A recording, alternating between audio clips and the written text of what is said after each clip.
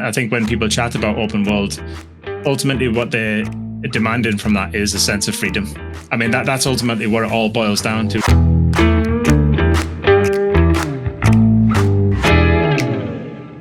So I'm Jamie Smith. I've been working in games for over 13 years now. I'm currently working for People Can Fly as a principal game designer. But in previous roles, I've been working for Ubisoft, Electronic Arts, Activision on a whole bunch of different games, mostly in the open world kind of genre, including The Division, the Crew for Ubisoft, and then more recently, Call of Duty Vanguard with Activision. But yeah, as I say, it's been maybe 9 shipped kind of AAA titles in kind of 13 years. So I've been working on big teams, especially kind of cross discipline, cross regional, cross language barriers and things. Because the one thing I have noticed is that as games are getting bigger, the teams have also become more diverse and kind of spread out as well. Jamie, so I think the next question kind of comes directly out of what you just said. So what is the role of the game designer in the current AAA game? And I can. So let's take Ubisoft as an example, right? So Ubisoft is one of those companies where they introduced like the systems gameplay, right? Which they has been reused in a bunch of different franchises that they're building. How do you feel about that? What's your role in there? And overall, what do game designers do on these big, enormous games? The couple of different answers, but the main one in terms of a designer is the designer is ultimately responsible in helping bring the director's kind of vision to life. They don't do that in isolation. They normally think of it a bit like they're the cheerleader for the goals that you're kind of working towards and working alongside a cross-discipline team to kind of achieve those goals. Another way I normally describe it is if you think of it like an orchestra, the designer is the one that's the conductor at the front. They're trying to get everybody playing on the same kind of page. But in terms of a systems kind of point of view, I always think of this as just that a system is effectively a series of rules, and those rules are working towards a given feature. Weapons could come under a systems kind of feature, for example, lots of different behaviors that contribute towards the feeling of the weapons, the satisfaction of those weapons, the balance of those weapons, the damage values and the reload times and wherever else it may be. But ultimately, it's more of a systems thinking mindset. Tends to be much more analytical, thinking about things that can be repurposed or reproduced, something that's really flexible for designers to kind of control. Easily maintainable is another one as well, especially in a post-launch scenario. You're looking to build features or systems that are almost like a foundation for what you're going to do kind of post-launch. And that feeds into, how you can come back and kind of improve those things over time. You're effectively an architect of, something that eventually can get built upon in future. Tell us a little bit about kind of like, in your opinion, what are kind of modern successful AAA open world games that have great gameplay, like from your perspective, touching both on the systems, but also like on the just kind of like the fun of it. And then out of this comes kind of the next question is like, why, right? So why do you feel like these games are great? The obvious one for a lot of people, they would say, would be something like a Zelda, Breath of the Wild, Tears of the Kingdoms, a very systemic kind of game, a lot of emergent gameplay, lots of interesting kind of rules that kind of collide with each other. But the reason why I said lots of people would normally say that is because my choice would probably be something like a Yakuza 0. It's an open world game. It's a much smaller scale.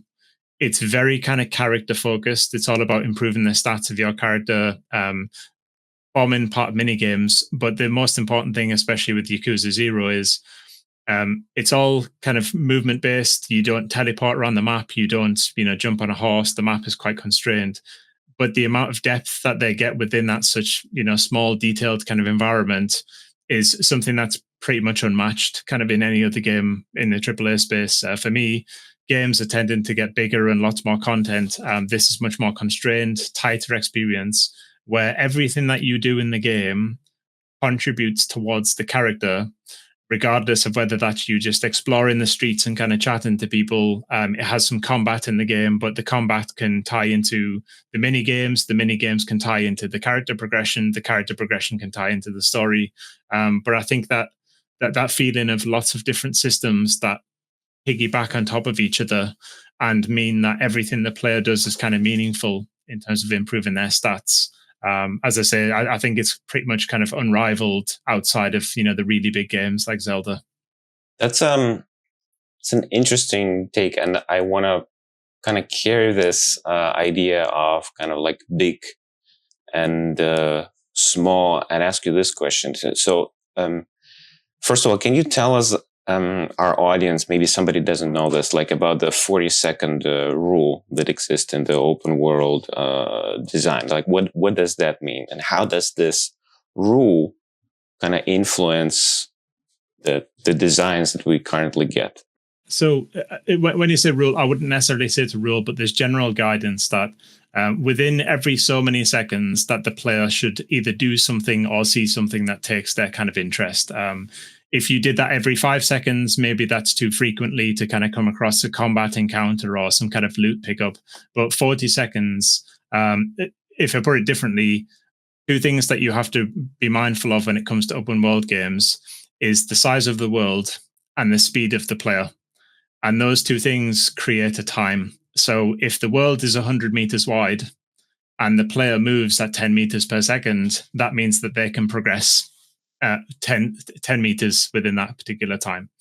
Now, when you progress that onto a much larger world, when it comes to 40 seconds, the idea being is that every 40 seconds at the player's average speed over a certain distance, that's how dense the world should be in terms of its content. So every 40 seconds, if you're moving at 10 meters per second, which is extremely fast, that means you're going to encounter something every 400 meters within the world. That in itself means you're going to have an extremely large world, and the world is going to be dense of a certain amount of content. But that 40-second rule is just to keep the player engaged kind of moment to moment, so that they don't necessarily just have to push the analog stick on the gamepad in a straight line to get to where they want to be. You want something to either divert them off that path or kind of distract them from that kind of monotonous gameplay. You mentioned monotonous gameplay. Do you feel like when we're doing the size thing, and I know size is kind of relative to like the speed that you're moving through this world, but do you feel like this pursuit of like bigger worlds, larger, encounters, over the top, everything, do you feel like kind of ruins a little bit of the open world gameplay design? Or maybe it's just kind of like for every segment of the market and user, there's just a different game? And I wouldn't say the word kind of ruined, but I think the good news is that we're probably already over the hump of what the biggest kind of game worlds could potentially be.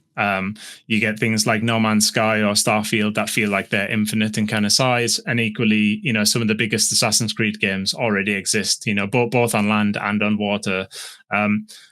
For me, it's always about just as long as it's a meaningful kind of session for the player. If you're going to play 2 hours of a game and you can barely scratch the surface, within that 2 hours, or make a meaningful difference to maybe the city or the location that you've kind of been playing within, then that for me tends to be kind of too large. If you have to teleport everywhere over the world, which means that you're going to skip out on lots of handcrafted kind of content, then that would also suggest to me that the world is kind of too large as well. But even the Yakuza 0 example I mentioned, you're always on foot. You can get everywhere you need to be, and you come across kind of content often. The risk when you make a world too big is you have to populate it full of content. Too much content doesn't necessarily mean that you're satisfying the player's kind of need to play the game. Too much content could be interpreted as you have less chance of finding the good stuff because the world is so big and there is so much content to discover. So yeah, sometimes removing things from the game world or making the game world smaller tends to be a better experience. You talked about Yakuza, which is a kind of like it's coming from a Japanese developer, and I started thinking about the Japanese games, and one of the recent ones I'm actually playing. It's an old game, but I'm still playing it. Is the latest Dragon Quest, where Um, it's it's kind of like this, has the same approach as you describe it. It's not big. It is kind of limited. So it's not really an open world even. Like it's just a bunch of level connected by a map that you traverse. But it's like, it's so packed with these little details. It's so packed with these little bits and pieces that it's almost alive.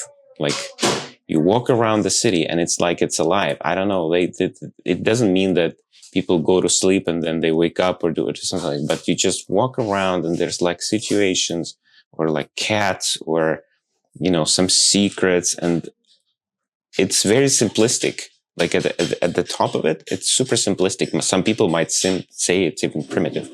But once you get into it and you kind of, put in the hours, it's so well made. And kind of walking around this Japanese trajectory and talking about open world, I cannot not ask you, right, about what do you think about the way that From Software approaches their games, and how well did they do with open world in Elden Ring?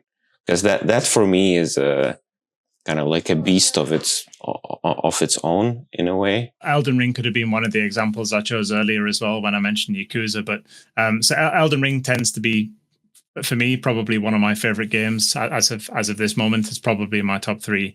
I think the main difference, especially when you look at that compared to Dark Souls, is Dark Souls to me feels like a very elaborate kind of hub and spoke world where you start in one area. There's almost like a bike wheel of kind of choices connected by linear paths that eventually circle back around and lead you back to that. Um, the real danger of going into a big open world game, and especially the way that they did it in Elden Ring, is normally you don't want to put the player in the center of the map. And the reason being is that you can move in any direction, up, down, left, right on the diagonals, which means that you have a very good chance of coming across an area that you shouldn't necessarily kind of go towards. And that's something that they tried to do in Elden Ring, where they're trying to put you slightly towards the bottom kind of left corner of the map, so that you're going kind of outwards, but you can't go kind of backwards, the opposite kind of direction. That's the first thing to kind of keep in mind, especially when it comes to that. You'll see that in Fallout and things as well. They'll always place the player in a corner of the map, so you're always facing outwards, so you can't go into various other directions. So that was a good one. But the amount of traversal time kind of across the world in some areas, and the sparsity of the world, especially in the earlier areas of the game, it actually makes it feel much more approachable. So go back to the kind of the 30 or 40-second kind of guidance. I don't think something happens in some areas every 30 seconds in Elden Ring, but when something does happen, it always feels much more memorable because it's much more infrequent, kind of that way.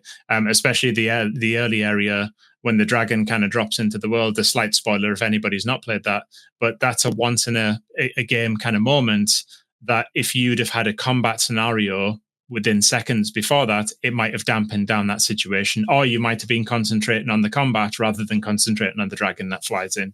So that's pretty cool. But eventually they have the same problem in most open world games, and you'll see this in the final third. Is the first one is that you almost always have to teleport everywhere, which is why they're so generous with the sites of grace and the bonfires all around the world. And the other one is in the top right hand corner. That's where the Mountain of the Giants kind of area is. It's very kind of rocky area.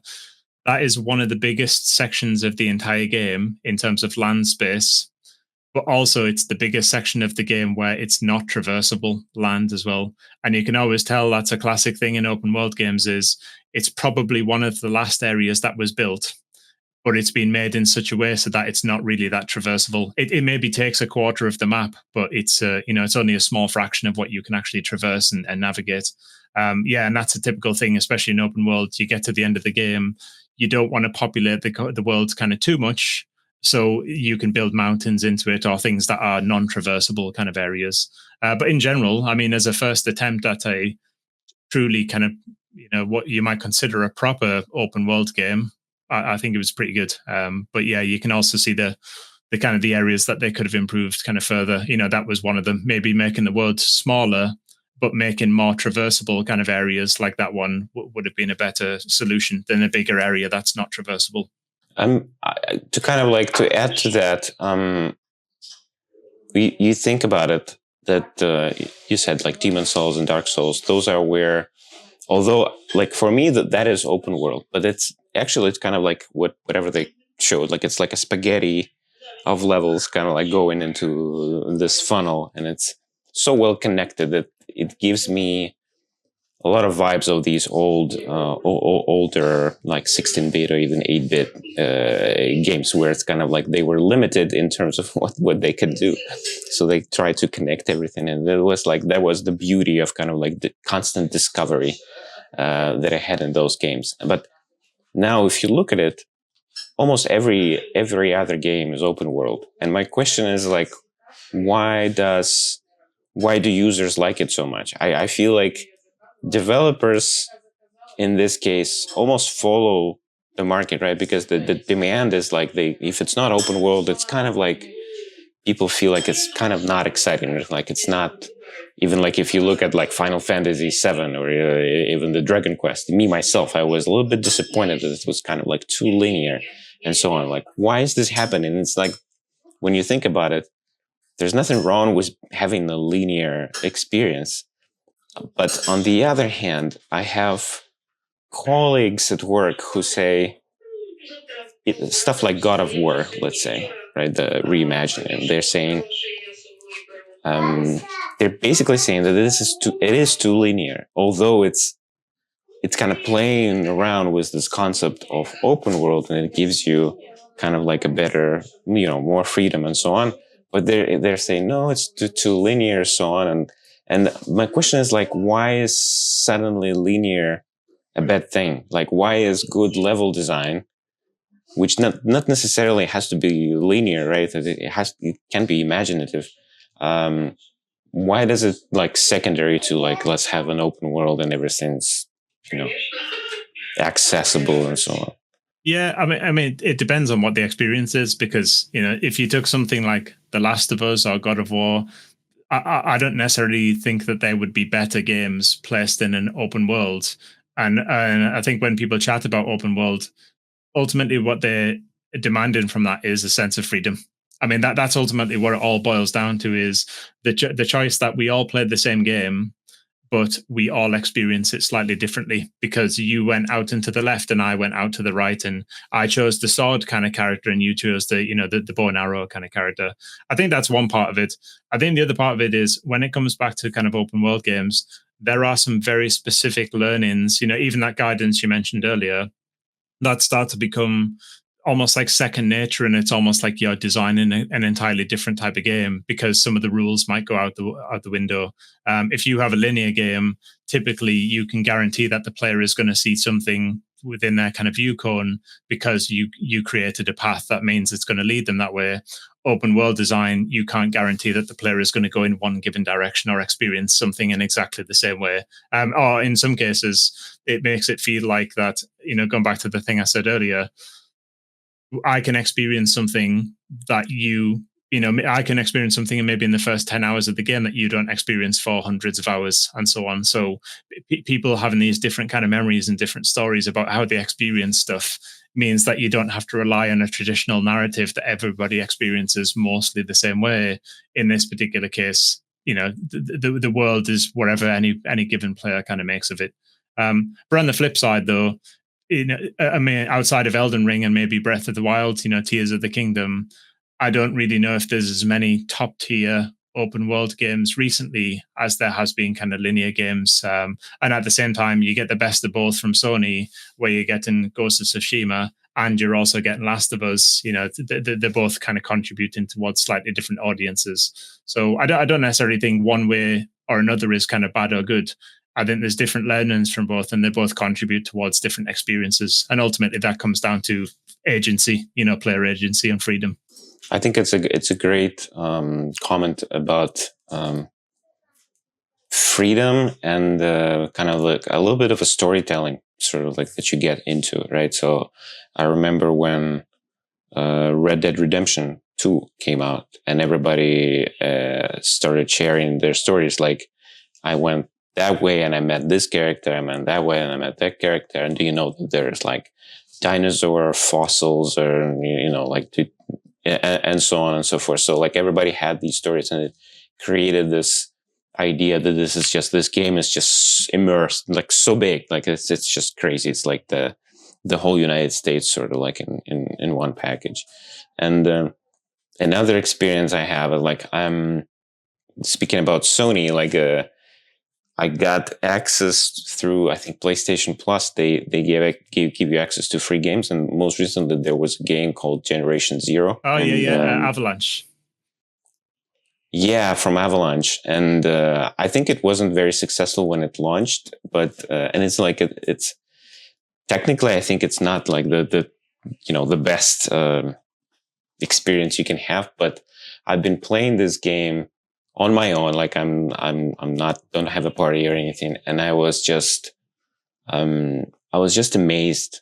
I was soaking this in because it's like you walking around basically Sweden alone, and there's some, you fight some robots, but mostly you're just like walking around this beautiful scenery, and I can even get cold. Like I feel cold when I walk around some of those areas. So that game is absolutely amazing, and it's humongous. Like the world there is crazy, but if you take it bit by bit, it doesn't seem that bad. So the character can run it.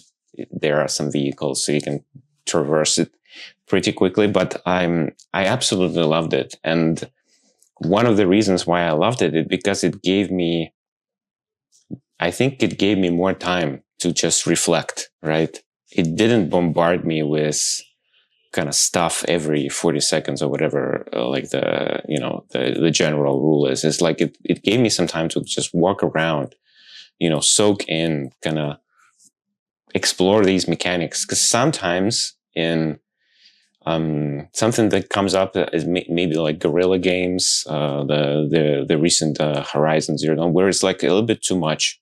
It's a little bit overwhelming, and that is my not my gripe with, but kind of like one of the maybe bits of feedback that we can give to these kind of games is like sometimes it's too much. Like even like speaking about Avalanche, like they also made the Mad Max game, which was also stellar.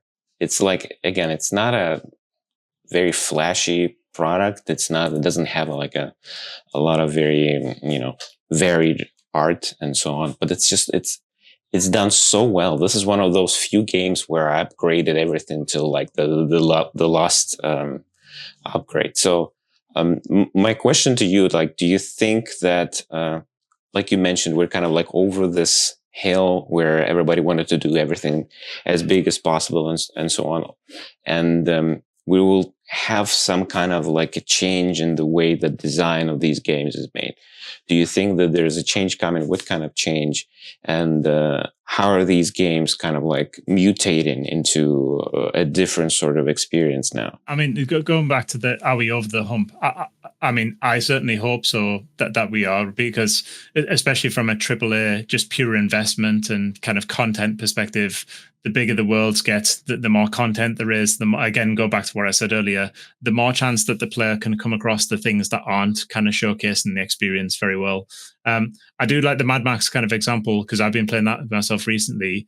And going back to the player experience, that's where it always comes down to is if you want to make a game that's set in a big open world desert and it makes it feel like that base in the distance feels like it's going to be dangerous, then I think the player needs to just be left alone, take in the desert, take in the sandstorms, make their own way over to that kind of castle or that fortress, let them approach it in any way they kind of want, and don't kind of have anything in between that kind of distracts them from that. In some areas, you do get the bandits that kind of come out of nowhere, and Red Dead Redemption has scripted kind of events that will appear within proximity of the player, but that's one side of it.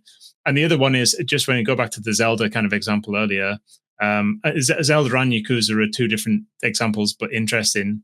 The Zelda one is they took a lot of things away from what you might consider typical kind of open world tropes. They just let you discover things on your own, They let you go in different directions. There is a lot of repetitive kind of content. They do have the dungeons kind of cloned everywhere. But in general, removing content from the game just means that the player can kind of go at their own pace, which is pretty cool then to discover the areas that are more dangerous. And then the Yakuza kind of example, again, is the way I would hope that games go, which is almost everything you experience in Yakuza, you can experience it on foot. So, it's not a horse kind of ride kind of game. It's not a fast travel kind of game. You can experience everything, and it's probably of a higher quality because it's a much smaller scaled game.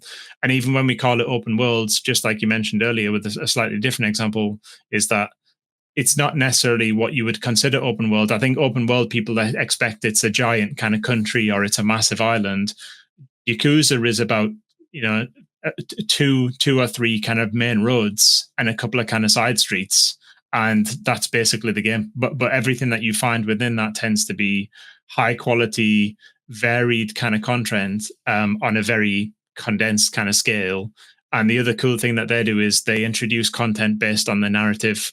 So some games you will climb the tower and then the tower will tell you everything within a 360. This is a game where you can only access the content up until chapter 2. When you complete chapter 2, now chapter 3, 4, and 5's content now becomes available to you. So the content is almost, it's almost like a waveform. Sometimes it expands and sometimes it contracts. You can do the natural thing of just leave everything till the end of the game if you want. But in general, I think they're two different examples in the sense that condensing the world and having high quality content, or in Zelda's case, removing content from the game, both seem to elevate what other games are already doing. Jamie, I kind of want to combine two questions into one. I've shared this question with you before, like a question about the hook and what makes you play this game.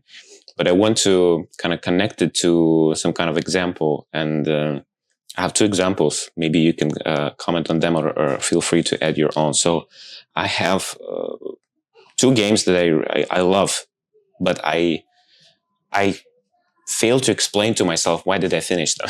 So the one that on one side I have I think the Dredge. It's like this fishing simulator, also kind of like open world, a little world, and you walk around, like maybe there's like 5 or 6 islands or something, and you on a small boat and you upgrade the boat and you go around. And the other game is Death Stranding, where you do nothing much but kind of deliver packages to people with an occasional but both of those games for me were like they're like I can just sit with my wife and torture her with stories about those games for like hours. And my question is like, why do you think this happens? What is the secret kind of like gameplay hook that keeps you coming back or keeps you remembering or like creates this connection between like the game and the gameplay and your own experience? That could be lots of different things. I mean, the classic example in years gone by was, what's the new thing that Mario does, or what's the new mechanic that this game has introduced in terms of a grapple or wherever it may be. Now, I think games have kind of moved away from that now and tend to be more on the world or interesting things that you can find. But to speak to those two examples, because Dredge is probably up there for one of my games of the year, I think a really important one, it's not necessarily a hook of the game, even though it is a fishing game, so there's a cool pun. But it's a small scale game where I think you cannot see everything the game has to offer until you complete it. That can't be said for a lot of open world games.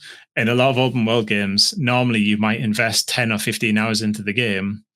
There might be 100 hours worth of content, but the chances are is that you've seen everything it has to offer within those first 10, 15, kind of 20 hours. And I think that's an interesting hook for Dredge is it's a 5 or 6 hour game, but it's always surprising you because something always happens. And, normally it's mission based. So you go do the mission, but then something interesting kind of happens.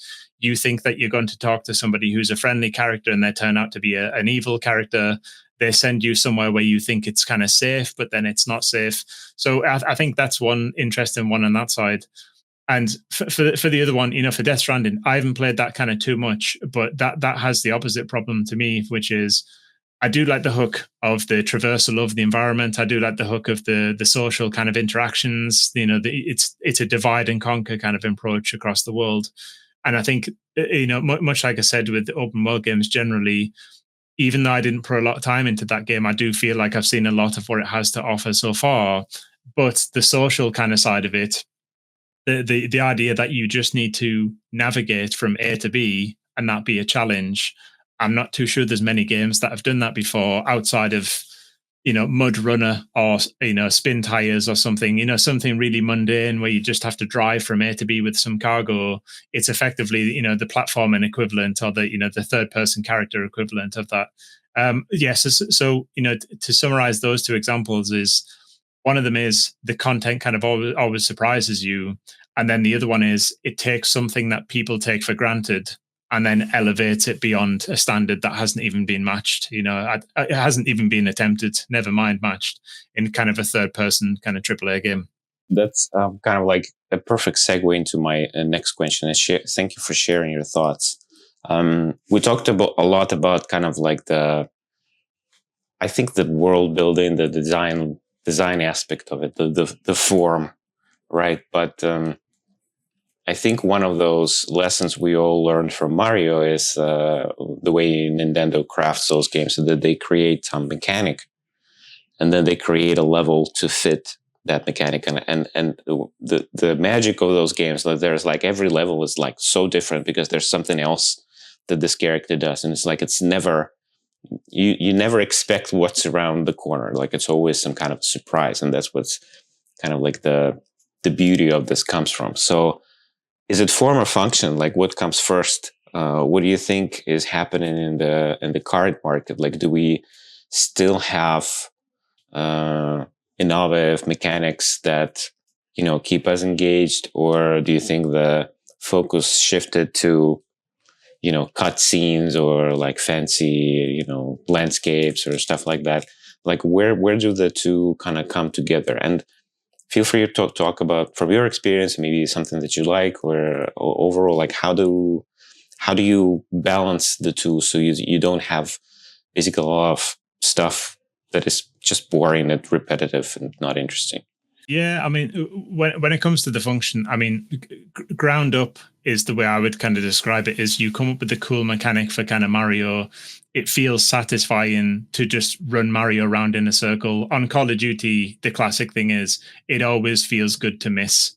And the reason is because people miss more often than they kind of land shots. So I think that's always important. Whatever you're doing most often, that always needs to feel good.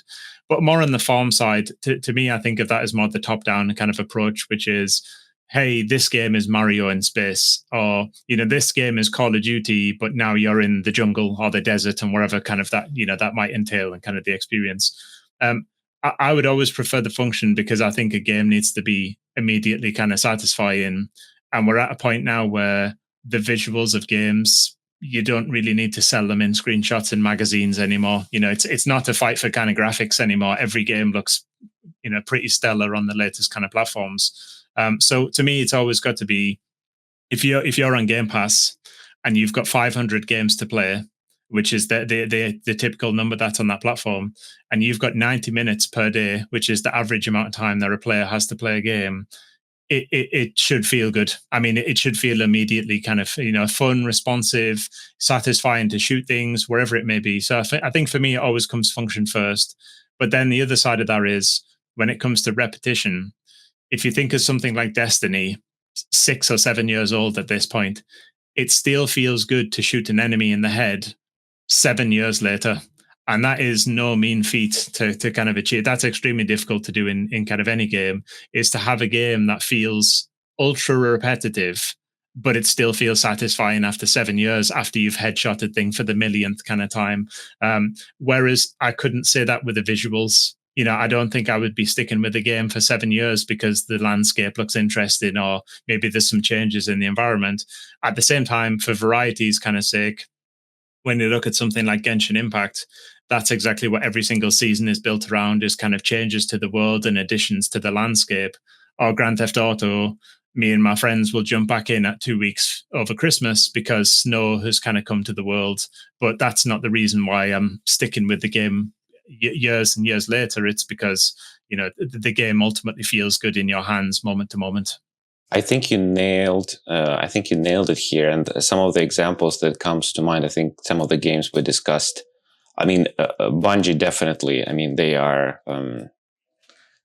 They know some kind of a secret. I think this is a studio that's very close to like Nintendo and understanding like where the fun kind of lies, because my experiences with the Halo franchise are unmatched. Even like speaking about Game Pass, like I downloaded this Halo Infinite, and I just start. I don't know if it's, but I think it's not Bungie. It's like the 343, but it's the gameplay. I can just play it forever, because like with every session, like every encounter, something goes up. It's like the helmet flies away somewhere, or the body, or like the grenade kind of like explodes in some weird manner, or it like pops down in my head, and like it's like one of the, you can see from the energy coming from me that this is the kind of game that I can spend hours with, and it's just going to be entertaining no matter what kind of graphics, or no matter the kind of like stuff is going on. And the same goes, I think, to, again, this is often kind of like omitted about The Last of Us Part 2, because everybody is concentrated on the story aspect, or the heroes, or like what's going on with the characters, which is great. But I don't know, why doesn't anyone talk about how great of a shooter this game is? Like if you think about like the impact and how satisfying one or thing, that's just like, it is crazy how good the ballistic system is in that game, how the impact is done in that game. Like all of those things are unmatched. I haven't seen it like in any other title where it's done as good. And then it kind of feels like this is a secret sauce, sort of like to give our podcast a little bit of a little bit of a conclusion. Like, you do want to have a very good solid mechanic. If you're lucky, you might have a couple at the core of your title, and then you can build whatever out of it, and create a game that's gonna, if you're super lucky, they can work for a number of years, and you don't really have to change much, except for maybe the scenery here and there, create some content. And then I think this is like where the master of the game designer is, like, in crafting those bits and pieces of gameplay. It's all a kind of acquired knowledge as well, because I think sometimes people criticize something like a Super Mario 64, 25 or something years old. They talk about the camera being a bit problematic in places, and maybe it is, but at the same time, that game 25 years later is probably still better in terms of the platforming than some new company's kind of first intent, because Nintendo had been doing it for 10, 15, 20 years at that kind of point. And I think that's another side of it, is iteration as well.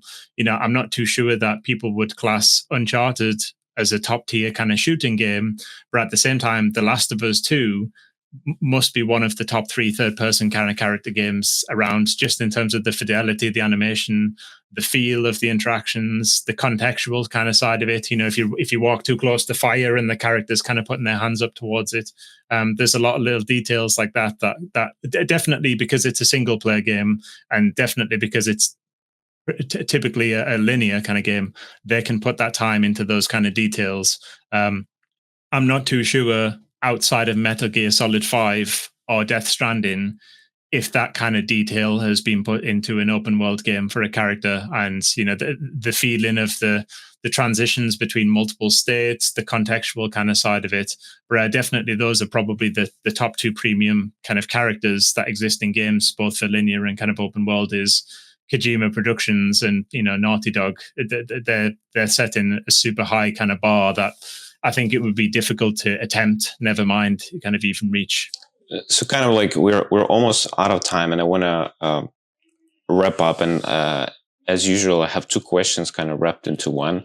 So my first question is like, We've talked about game design so much, and obviously it's a very exciting topic. People have a lot of opinions on it, for sure. Like if you go in any forum or anything, people can teach you about game design there.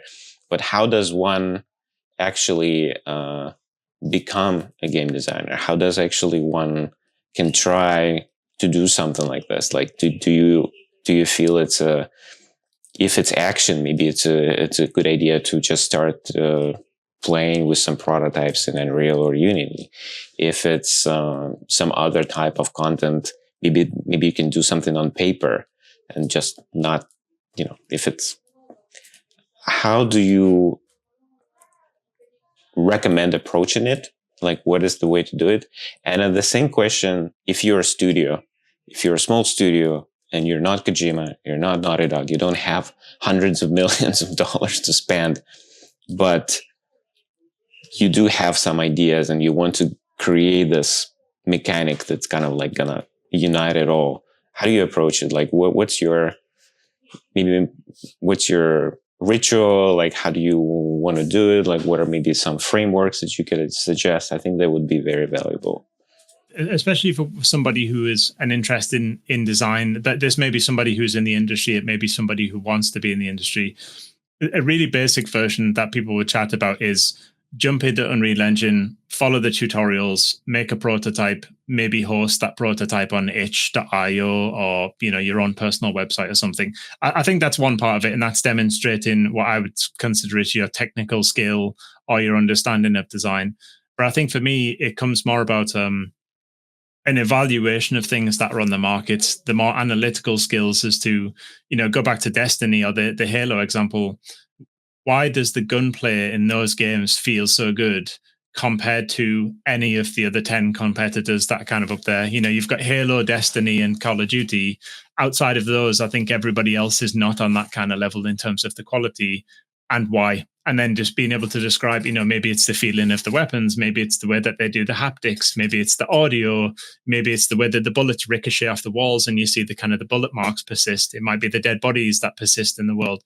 There's a whole bunch of things that kind of contribute towards that. But as I said earlier, normally what it comes down to is the thing that you're doing most often feels satisfying, and the thing you do in Call of Duty most often is you miss. You don't hit things. People tend to miss every 3 and every 4 shots.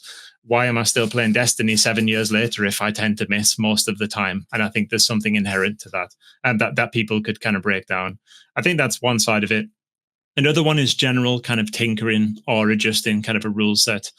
So a really classic example, if you play Worms, it's a side-scrolling kind of 2D game where you have a team of characters and you shoot each other.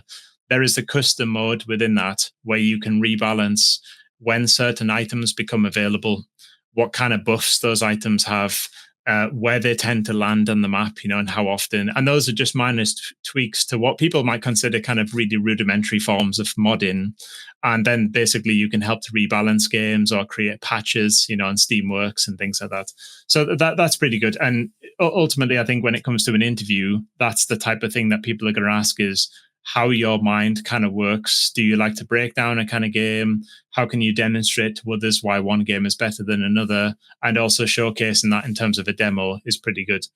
But let's say that you're a small team and you want to try and make the gunplay as good as Call of Duty, or you want to make a platforming character that's as strong as Mario. That would be my first step, is exactly what I've just mentioned, is to try and understand why these games are so good.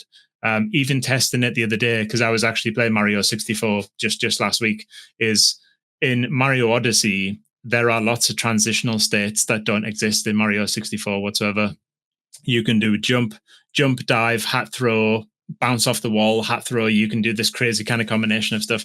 Mario 64 puts a hard stop on certain kind of actions in the game, which means it severely limits what the character can do, and also severely limits the level design as well, because it has to be built kind of around that. Understanding the limitations that company was under at the time, and now the benefits that they have. Mario is probably an infinite kind of pot of resources to kind of contribute towards that. But ultimately knowing why something works and why it doesn't work. And even that really basic example I mentioned is the expansion of the character's moveset is purely based on how many transitions that they allow the player to perform and kind of interact with each other. Somebody wouldn't necessarily know that unless they reviewed the two games kind of back to back. And then that becomes a question for the team is, okay, how limited or how expensive do we want to make our character? We only have one animator, so we can't make the moveset have 300 different actions, but we might have a moveset that has 5 actions, but they can all interact with each other in kind of interesting ways. And then basically you're accounting for the production kind of aspect of, you're not bloating production with tons of animations, but also you're making it extremely creative for the player because they have 5 actions and they can perform these in any kind of direction in, any way to overcome a given challenge. But generally speaking, that's one side of it, but also being mindful of your own limitations as well. I've been on some teams kind of previously that want to make the gunplay kind of as good as Call of Duty, but they sometimes might not necessarily put the foundations in place or set up the groundwork that means that it's flexible for designers to kind of change, or post-launch, they're locked into something where the guns have a certain type of balance. There's a whole load of stuff that, these games are doing that they're setting really strong kind of foundations. And the way that you'll know that if you've done something well or not is if it feels good to move Mario around in an empty room. If it feels good in Call of Duty to kind of shoot and miss, then you probably know you're onto a winner at that particular point, because things can only elevate from there. And it's why you always see training modes in Call of Duty to test the weapons out.